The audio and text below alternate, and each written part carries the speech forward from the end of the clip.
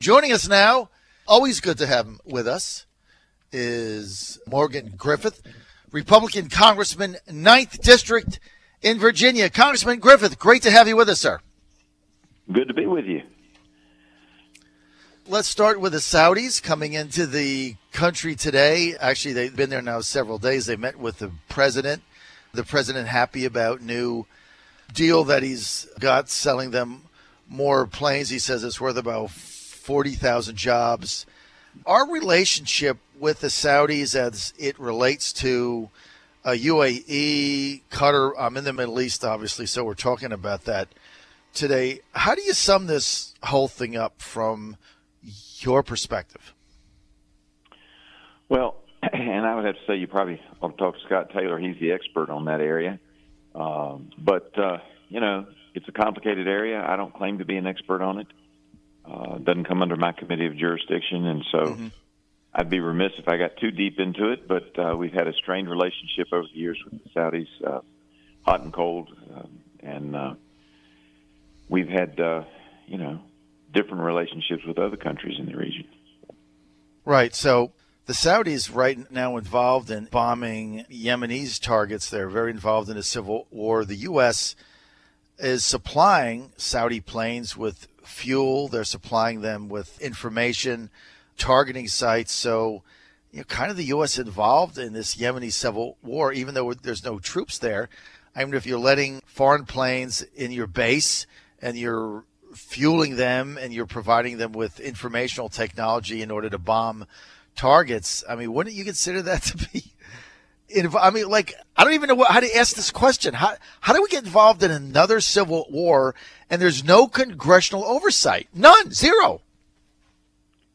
It's a real problem. And as you know, in a bipartisan fashion, a number of Republicans in the House and, of course, a number of the Democrats in the Senate, it crosses party lines, feel that we need a new authorization of the use of military force if we're going to be involved in all of these things. Now, the big picture is the Iranians want hegemony over the area. They want to control and dominate the Middle East. The Saudis obviously don't want that because they have a different brand of religion, and they don't want to be dominated by the Iranians. And so then what happens is every one of these little conflicts where you pit various groups within a country against other various groups becomes a struggle in the larger Middle Eastern picture of the Iranians versus the Saudis.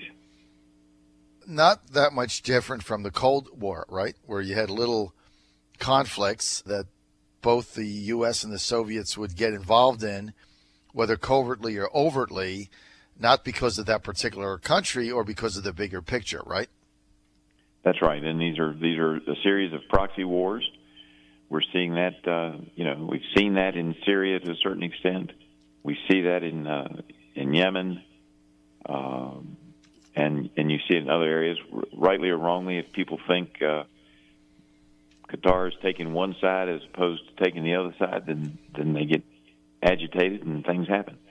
And that's the danger that we have. We know the Iranians are our enemies. The question is, who are our friends? And that's a much more difficult question. It really is. It is a much more difficult question, especially when you get into some of these conflicts. And we've talked about many of these, Syria obviously being the most obvious that no one really knows.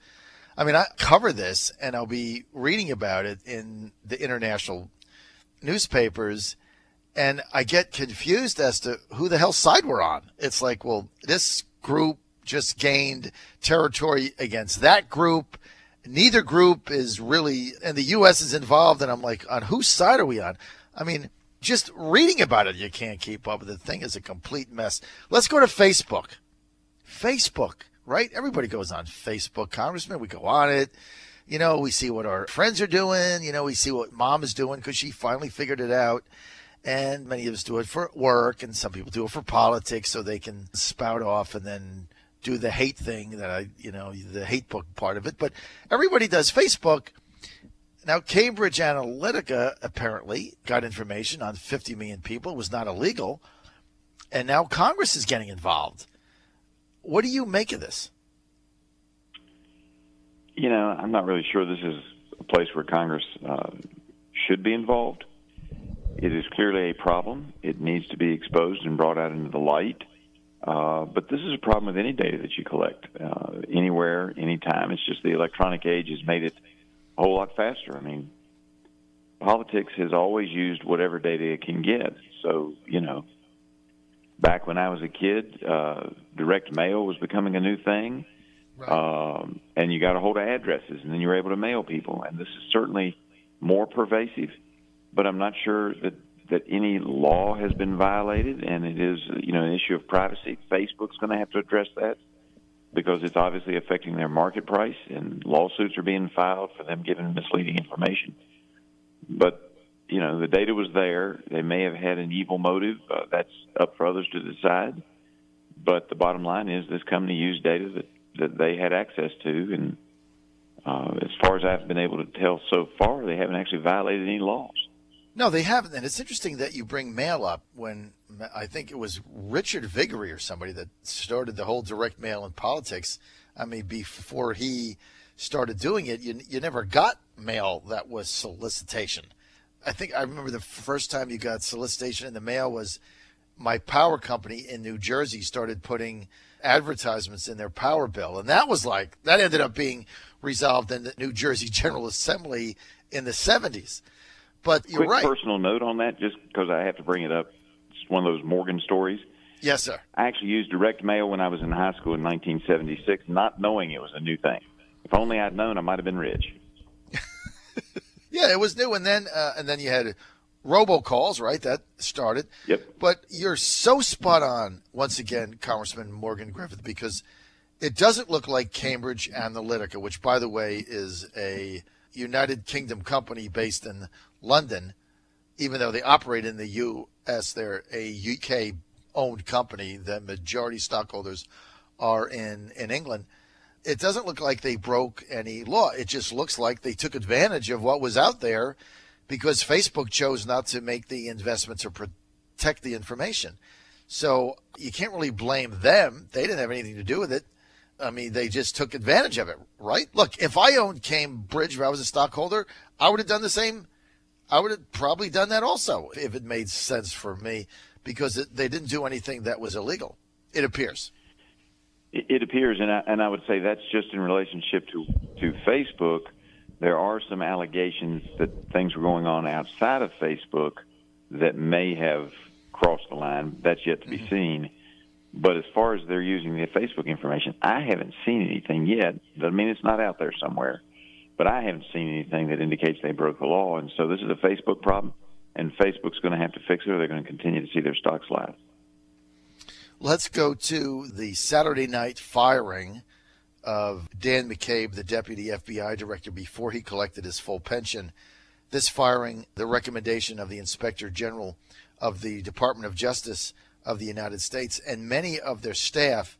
Yet your colleagues in the Democratic Party have criticized the firing, saying that it was a malicious act to impact his testimony in the Russian investigation. And also you got some of your colleagues over the weekend actually tweeted out offering him a job, which I thought was odd because he is accused of lying to the FBI as an FBI agent in charge of the FBI. So I'm not sure how you get somebody that's charged by his own agency of lying to his own agency while he was the second in command of the agency, and then you hire him as a legal counsel in your congressional office. I'm not sure how that works. But do you think Jeff Sessions acted too quickly? Would you have rather seen McCabe just get his $2 million and walk away? How do you stand on this? Well, I think that it was a decision for Sessions to make, and I think it was a appropriate decision. You know, sometimes if we didn't have so much going on in the FBI and in the Justice Department where we have some what appears to be deep state issues going on, the proper deal would have been to have offered him to allow him to finish it out, get his pension in exchange for reopening the Hillary Clinton investigation that he closed out, and for him testifying as to what he did in the Hillary Clinton investigation and who else was involved in not having proper procedures followed at the FBI in that investigation. Then you could have made that deal. Those kinds of deals are made every day. But unfortunately, the time was short, and the Inspector General came out, with just a few weeks left to go. And I think that Sessions acted in one of the ways that would have been responsible. But I think it would have been irresponsible to have done nothing.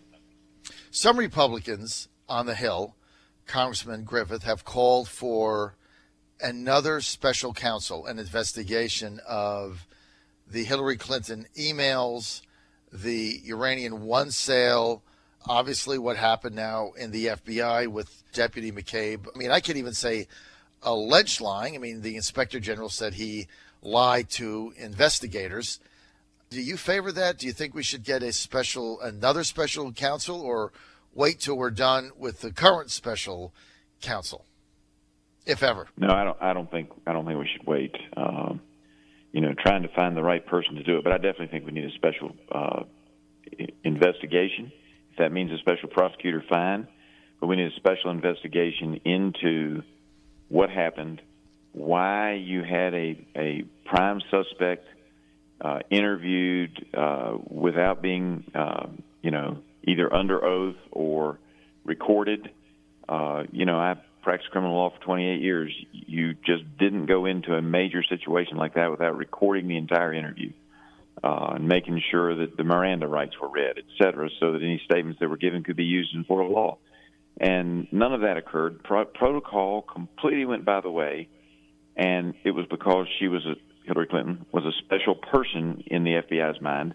That's absolutely wrong. It is very, very disturbing and abhorrent to the American judicial system. It sounds like you're in favor of a special prosecutor, and if I hear and understand what you're saying, you feel that she was given special treatment and no citizen of the U.S., regardless of status, is above the law, right? That is correct. That's the way it's supposed to be. In this case, whether she was guilty or not of a crime, she was treated differently because of who she was, and protocol was not followed. Heads ought to roll for that alone. McCabe should have been fired for that alone. Others should have. I mean, I would have gotten rid of Comey day one if I'd been the president, because the protocol wasn't followed in those investigations. And Congressman, the decision of a special counsel on these issues that you're laying out right now, that falls under the jurisdiction of the Attorney General, right? Yes, it does. He can make that decision. Yes, he can. Wow. Congressman Griffith, $1.2 trillion. Does that number to you sound familiar? Unfortunately, it does. What is so just walk there's a lot of confusion with my listeners. Okay, did we pass a budget? Is that the budget? What is the debt tied to that budget? Who signs it? Is the government staying open? Where do you get the $1.2 trillion, and how does it work? Well, I mean, where you get it is we continue to borrow it. Now, what we have is in the federal system is very confusing. In the state system, your budget is your Appropriations Act. I mean, you have proposed budgets and so forth, but they come out with an Appropriations Act, and it's all done in one document. Here's what we've got, and it has to balance out with what the money the state anticipates having would be. We don't have a balanced budget amendment in the federal system, so that gives us, a blank check to spend money that we don't have, which is unfortunate because there's always some worthy cause or some issue that somebody has that we can spend just a little bit more money on, and then you end up with, $1 trillion deficits, which we had those when I got here. We got them down considerably, and now we're going back up again, which is hard to understand. We do want to take care of our military and have our defense spending, but there ought to be, some cuts somewhere, and there doesn't seem to be any will to do that. But so what we do is in the federal system is we pass a budget, which is a aspirational document as to what we want to try to do, and then we spend money however we want to. And we have 12 different Appropriations Acts is what we're supposed to have. The House passed those last year. They were fairly reasonable. The Senate didn't do anything, and then the Senate and others wanted to increase the spending, and now we're waiting on the latest spending package, which is one giant bill We're expected to vote on it before the government closes down this weekend. And it has not yet been posted, so I don't have a clue what's in it. I have some ideas, but I don't have a clue as to the actual wording.